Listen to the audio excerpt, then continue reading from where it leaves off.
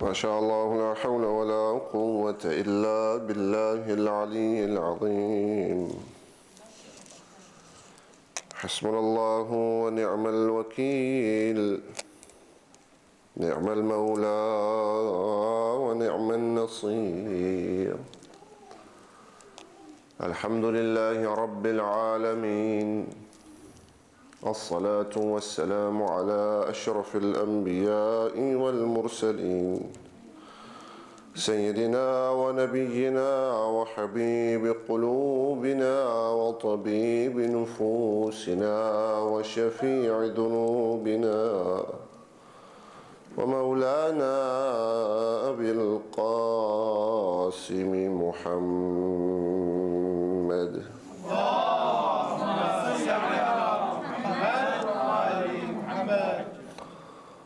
والصلاة والسلام على أهل بيته الطيبين الطاهرين المعصومين المنتجبين المنتخبين، الذين أذهب الله عنهم الرجس وطهرهم تطهيرا.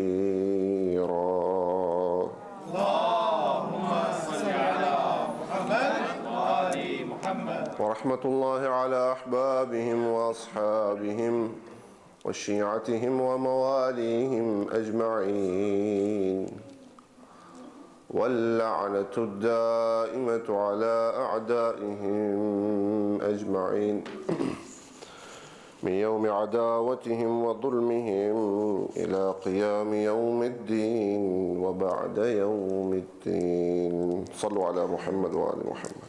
اللهم صل على محمد وآل محمد. We pray to Allah subhanahu wa ta'ala that He may accept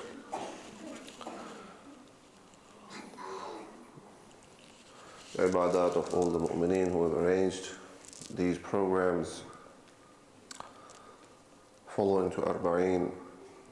May Allah subhanahu wa ta'ala protect all those who have gone for ziyarat of Arbaeen. May Allah subhanahu wa ta'ala accept the du'as of all those who have many hajat in their hearts in these days. And may Allah subhanahu wa ta'ala accept those hajat for the people who are here, for the people who are all around the world, especially the people who are in Karbala, praying for themselves, praying for their families, their friends, for the mu'mineen and for the humanity all around the world. For the qabuliyat of these salawat, please recite a loud salawat.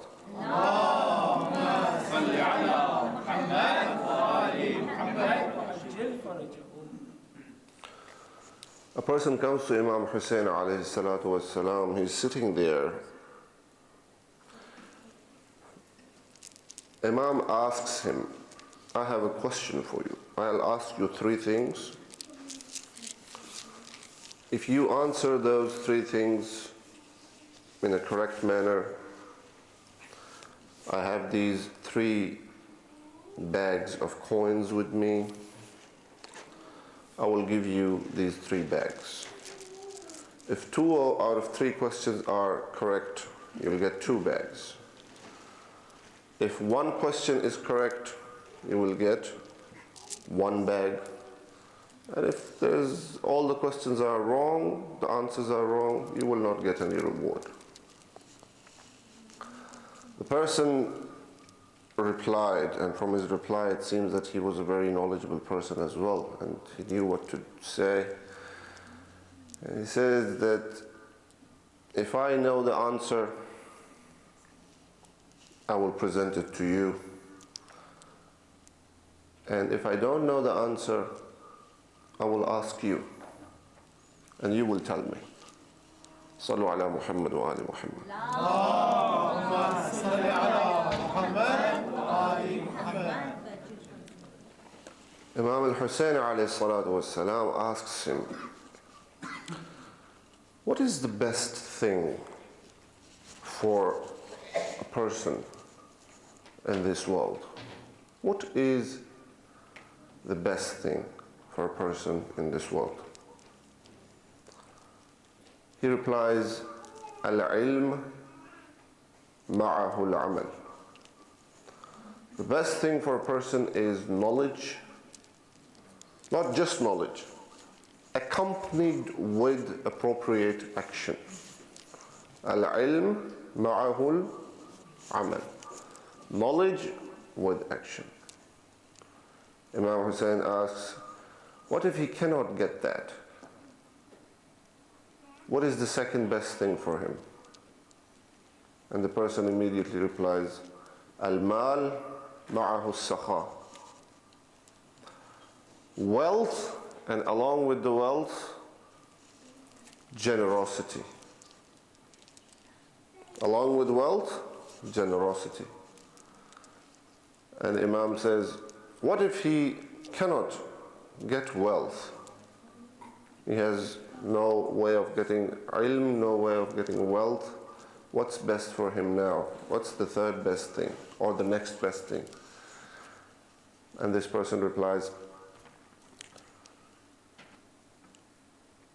Al-faqr ma'ahu al-sabr.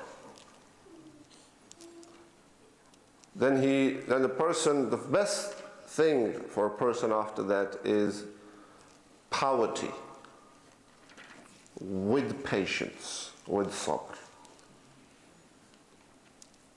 Al-ilm ma'ahu al-amal. Al-mal ma'ahu al-sakha. Wal-faqr ma'ahu al-sabr. So these three combinations presented to Imam by this person, and Imam was seen after that giving him all the three bags, that your answer is correct. So for us, these answers are kalam of Imam or kalam of someone else. Whose statements are these? Someone else. But for us, luckily we can follow the qawl of Ma'soom, or we can follow a statement of a ghayr Ma'soom authenticated by a Ma'soom. So for us, the weight of this narration is equal to that of the qawl of Ma'soom. So if authenticated by Imam, this becomes a weighty thing. This becomes an important thing as well. So these are the three combinations, inshallah, we will talk in the next few days. And it is very hard to complete this subject in the few days, but we'll touch just on limited angles in a very brief manner, inshallah. Please recite aloud salawat. Allahumma salli ala Muhammad wa ali Muhammad. Al-ilmu ma'ahu al-amal. Many scholars have talked about this. Al-ilmu ma'ahu al-amal. Knowledge alone cannot help us. Action should be accompanied with the knowledge, and it will help. We understand this, that if a person says that I am an engineer, it doesn't mean that because he's an engineer, now all of a sudden we will have a building. There has to be some physical work that needs to be done in order to get that building up and standing. It is not enough for a person to say, I am a doctor. Having the knowledge of medicine is not enough. He will actually have to treat a patient for his knowledge to become beneficial. He cannot stand next to a patient and say that I am a doctor. That won't heal it. He will actually have to write down a medicine, give that medicine to the patient, and then the medicine will take effect in its time, and then it will take that sickness away. So this much we know, that ilm only helps us in our life if we act on it. If we act on it. Sometimes it is as simple as engineering and doctor and architecture and these things. They are simple guidelines, codes that you follow while you are trying to make a house, raise a building, or build a road, or going into a mine. Projects like these, or healing a patient, all these things. Straightforward instructions and straightforward application, you have something in front of you. How to pray salah is a knowledge. How to pray salah is a knowledge. That knowledge can help you if you actually say Takbiratul Ihram. If you do wudu, say Takbiratul Ihram, and then perform all the a'mal of salah, qurbatan ila Allah. And then after the taslimat, what happens? Your salah is complete, the amal is complete. So there was ilm of salah, and then there was amal of salah.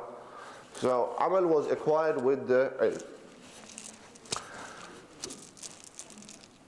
What we will talk about very briefly, and by briefly I mean we're done. What we will talk about briefly is experience. Now, there is a person who is hiring a doctor, or hiring an engineer, or hiring an architecture. He has these job interviews, and in this interview, what does he do? He asks, where did you study? Where did you get the knowledge? So he's told, okay, I'm going to study in Harvard or Yale or at Queensland University in so and so and so. So I said, okay. And how many years have you worked? This is the second question. How many years have you worked in this field? So, on the resume, what do we do with extensive? The word extensive is used. Experience. There is a section about qualifications, but apart from that, there has to be a section about experience where you find different ways to use extensive as much as you can, to show that you are experienced in the subject. So how does the experience come?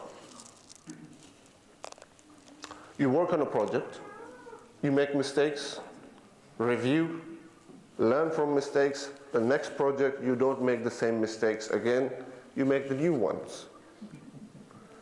And the new mistakes, you review, you correct them. Third project, you don't repeat the same mistakes. There are new issues.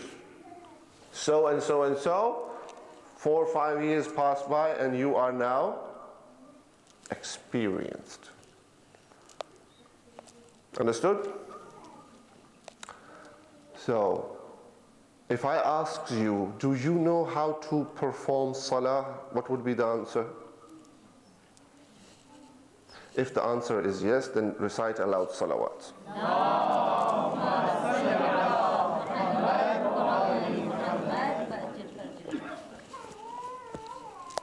The next question. What is my next question? Sorry? How many years? Yes. So how many years have you?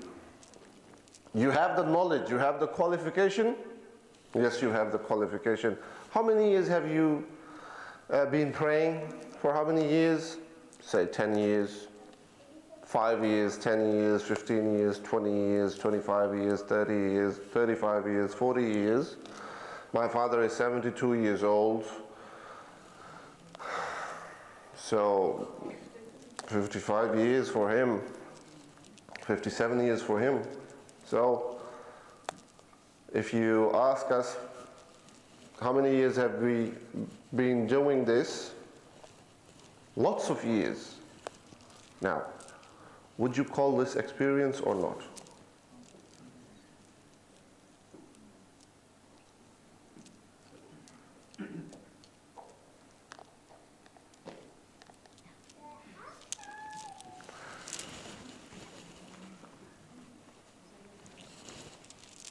How do we get experience?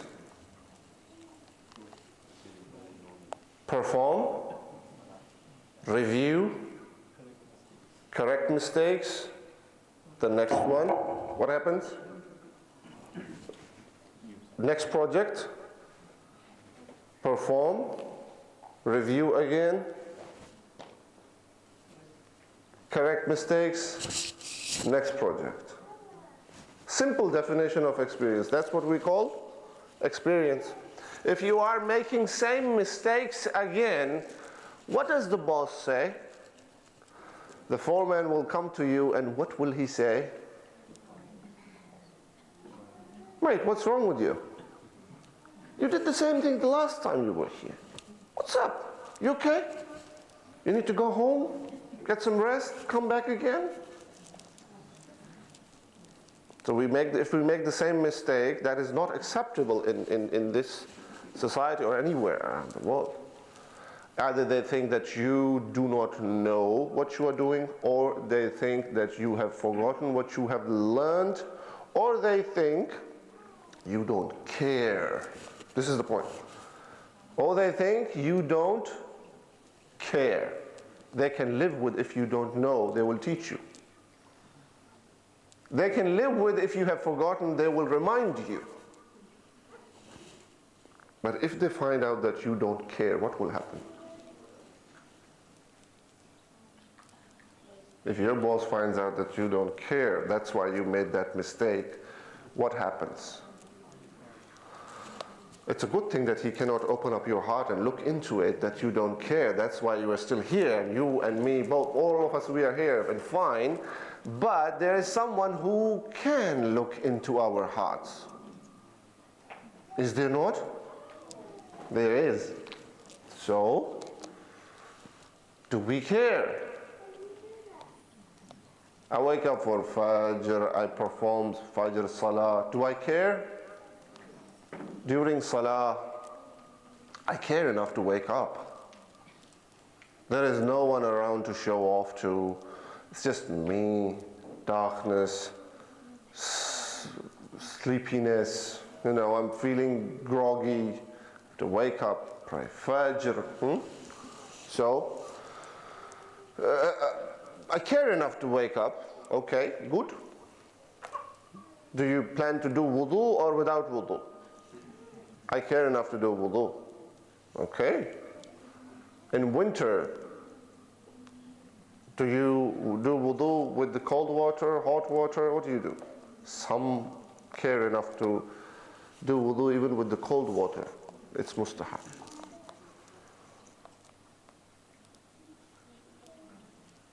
Then what do you do? We pray nafil. We care enough to pray the 2 rak'ah that are mustahab, sunnat mu'akkada. Then what do you do? Then we pray Salatul Fajr. We care enough to pray Salatul Fajr. We say takbir. We're caring. So the question is, do we care? Yes, we do. Yes, we do. Here's the question. Allahu Akbar.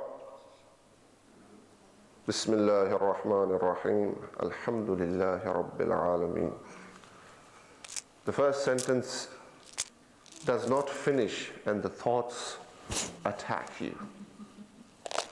I say Allahu Akbar, Bismillahir Rahmanir Rahim, and the business starts. Accounting starts, engineering starts, everything starts. In your salah, there are many things that are trying to take your place of khulus. Does it not happen? It happens. To the best of us, it happens.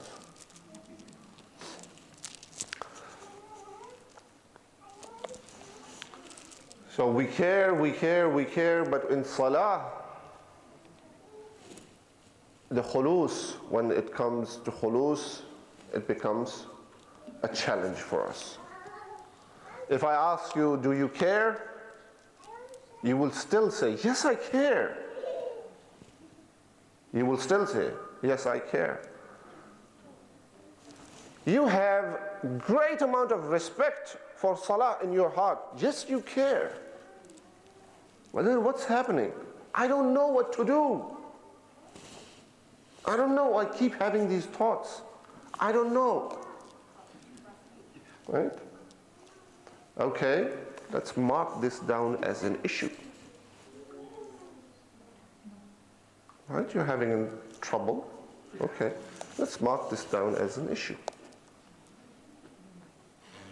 What else in salah? I want to recite long surahs, but I cannot. I recite small surahs and finish my salah. I'm doing it quick rather than properly. I'm doing it furada rather than with jama'ah. Note down these issues and then address these issues. Address these issues. And ask yourself one question. One simple question. Will Allah subhanahu wa ta'ala, would Allah subhanahu wa ta'ala ever put you through a problem that you cannot solve? Simple question. Would Allah subhanahu wa ta'ala ever put you through a problem that you can never solve? Can that ever happen? A rule. We have a rule. Cannot be broken. It's a rule. لا يكلف الله نفسا إلا وسعها. Allah subhanahu wa ta'ala will not burden you with something that you cannot bear. So these issues that you are having and you have noted them down, these are your issues? Yes. Can they be solved? What is the answer? Yes. So where is the problem? The problem is not that we cannot solve these issues. The problem is not that we cannot find these issues. The problem is that we are not caring enough to look for the solutions. We are too busy. We need to get back to work. This is one example. Salah is one example. What's happening with your sawm? What's happening with your zakat? What's happening with your khums? What's happening with your behavior with your family, your friends, your neighbors? What is happening with your behavior with your parents? What is happening with your akhlaq? What is happening with your patience? All these are subjects. There is qualification, knowledge, and then there is grounds for amal. We know smiling is part of akhlaq. Do we smile? We know having good akhlaq is very much loved by Allah subhanahu wa ta'ala. Do we have good akhlaq?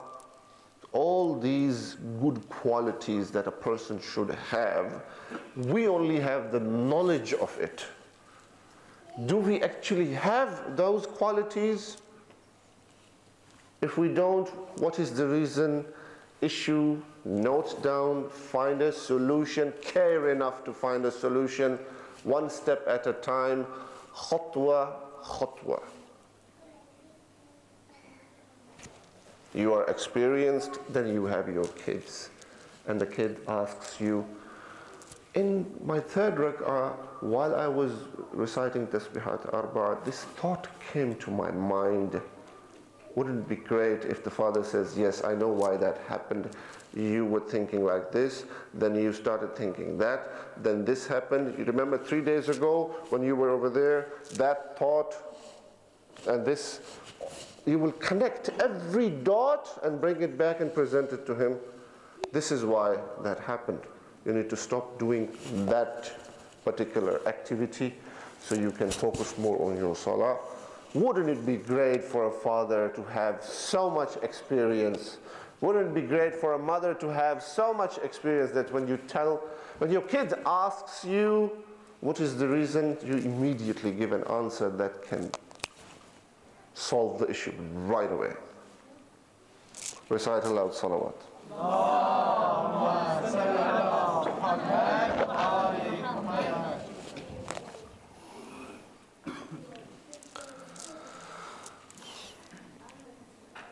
I'll tell you, ilm ma'ahu al-amal, the display of it was great. The greatest display of al-ilm ma'ahu al-amal. You see it after Sham Ghariba.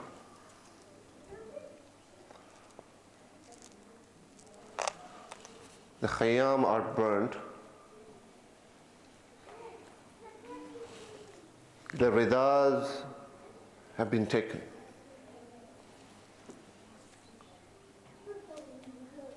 They do not have any chadar or rida to cover themselves.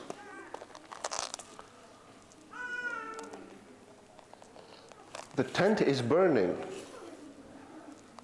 and the ladies are standing next to Imam Sajjad and asking him,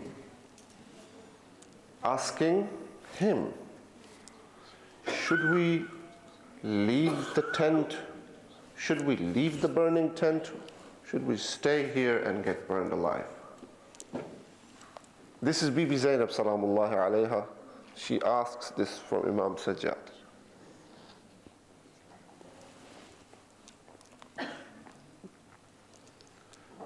She does know, she's Aqila of Bani Hashim. She's alima ghayru muallama. Does she not know the answer to this? She knows the answer to this. She's just trying to find a way that Sayyid Sajjad is now the Imam of time now. He might have a way for us to stay in the tent and get burned.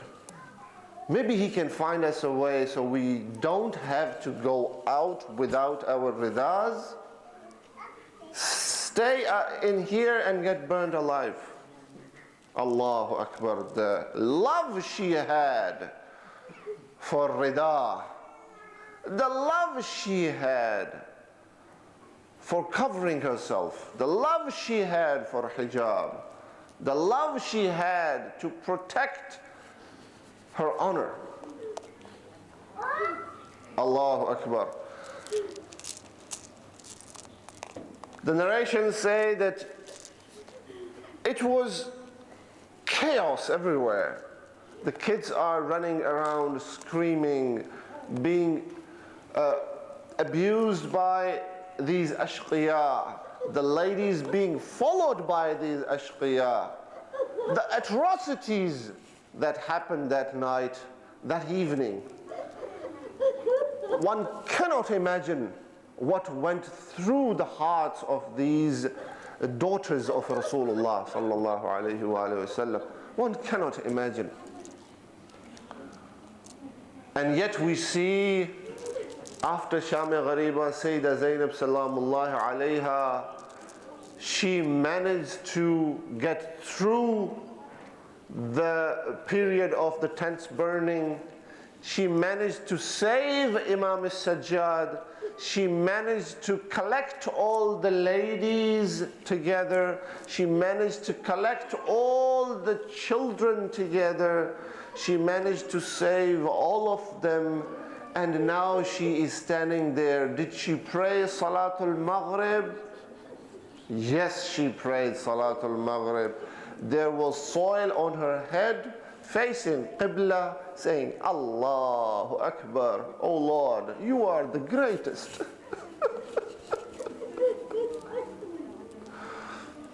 Did she pray Isha? Yes, she prayed Isha. I will tell you, she prayed Isha, and then the next morning came and she prayed Salatul Layl as well. And not only, it was not only her who prayed Salatul Layl. Sayyidah Zainab prayed Salatul Layl. Sayyidah Kulthum prayed Salatul Layl. Sayyidah Rabab prayed Salatul Layl. Sayyidah Farwa prayed Salatul Layl. All the ladies prayed Salatul Layl. Even Sakina, even that small child prayed Salatul Layl. And then the next morning comes. This is the morning of 11th of Muharram. Allahu Akbar, Allahu Akbar. This is the time where Ashqiya come forward and they try to put the daughters of Rasulullah in shackles. These Ashqiya, they come forward with the chains, and Sayyidah Zainab looks at them and says, throw these chains here and move back. نحن ودائع رسول الله. We are the daughters of Rasulullah. No non-mahram will touch us. We will put these chains ourselves. The narrations say that there was a lady in the army of Ashqiya, and she came forward and she started putting on the chains. And then there are narrations where Sayyidah Zainab herself is putting on the chains, and now she starts to, one by one, Allahu Akbar. No, I don't understand where the courage comes from. If you have seen not your one brother, 9 of your brothers being slaughtered in front of your eyes, your sons being slaughtered in front of your eyes, you have seen your nephew like Ali al-Akbar, covered in blood, cut in pieces, right in front of your eyes. You have seen all the companions of your brother Imam al-Hussein right in front of your eyes, covered in blood. Even after that, she can find courage to pray Salatul Maghrib, pray Salatul Isha, pray Salatul Layl. Next morning, she is standing there like the bravest person who ever lived on the face of the earth, and facing the Ashqiya, just like her brother did, and says, move away and stay back. We put these shackles on ourselves. This is Sayyidah Zainab Salamullah alayha. I don't know how she can find courage, the amount of courage she must have had in her heart. Now helping every lady get on the back of the camel, one after another, one lady after another lady, one child after another child, and now she is standing. It's her turn. نَذَرَتْ يَمِينًا وَشِمَالًا. She looks to the right, she looks to the left, and there is no Abbas, there is no Ali al-Akbar, there is no Imam al-Hussein. It makes me think she must remember that time when she left Medina. Imam al-Hussein had blocked off the street in front of her house. Allah, Allah, Ya Zainab.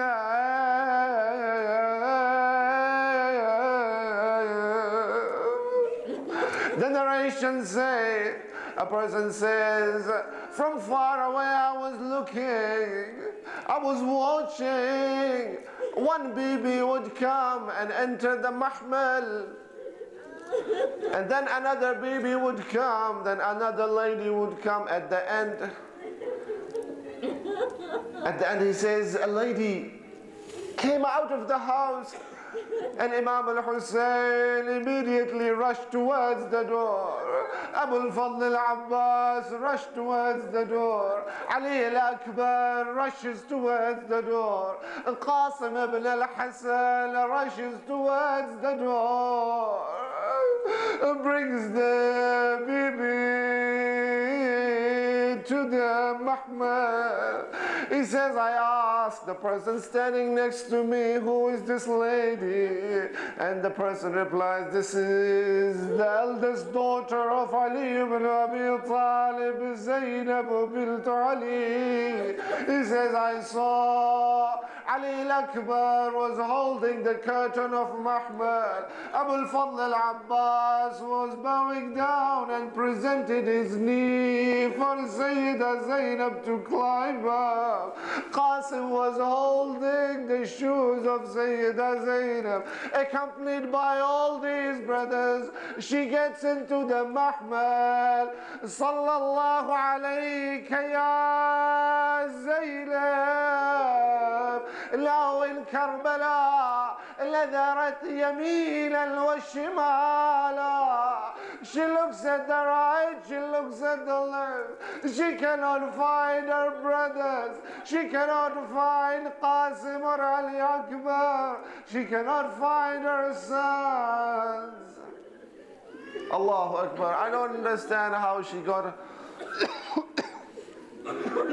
on the back of the camel. The narrations say that she did get on the back of the camel, and then they were taken not from the other side but through the bodies of shuhada. Allahu Akbar. Allahu Akbar. These bodies are not in kafan. Ask your sisters, ask your mothers, ask your daughters when you go home. If they see a body of their father covered, given ghusl, covered in kafan in front of them, they cannot look at it.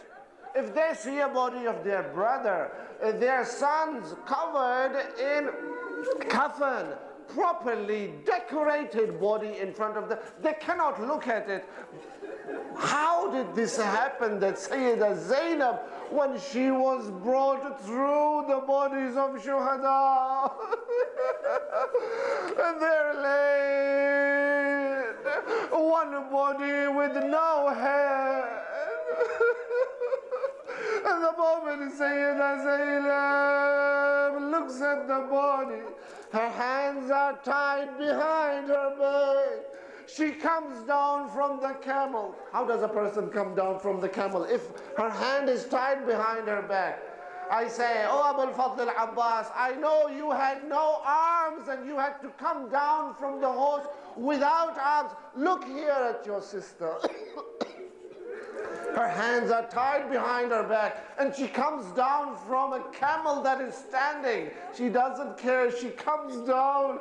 I don't know whether she landed on her chest, whether she landed on her back, whether she landed on her face, but she landed, and she rushes towards the body, and few feet away, she just stands there, and with this hayra in her eyes, she looks at the body and says, "Anta akhi al-Husayn?"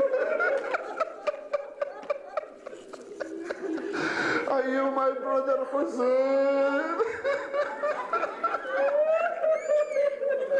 There is a body, you cannot tell whether it is the chest that is upwards or is it the back that is upwards, crushed so much that narrations say, "Raddu sadrahu wa dhahra." The bones of the back were crushed into the bones at the front.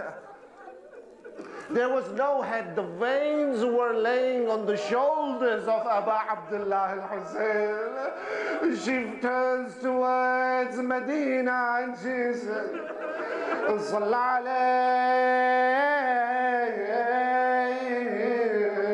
salla alayka maliku as-sama ya jadda, wa hadha al-Hussein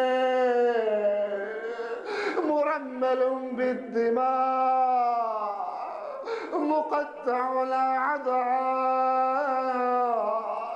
مسلوب العمامة والرداء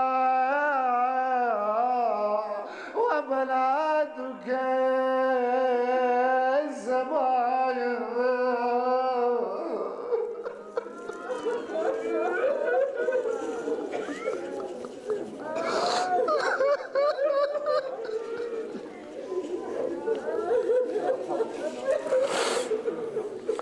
لا لعنة الله على القوم الضالين وسيعلم الذين أي منقلب ينقلبون إنا لله وإنا إليه راجعون.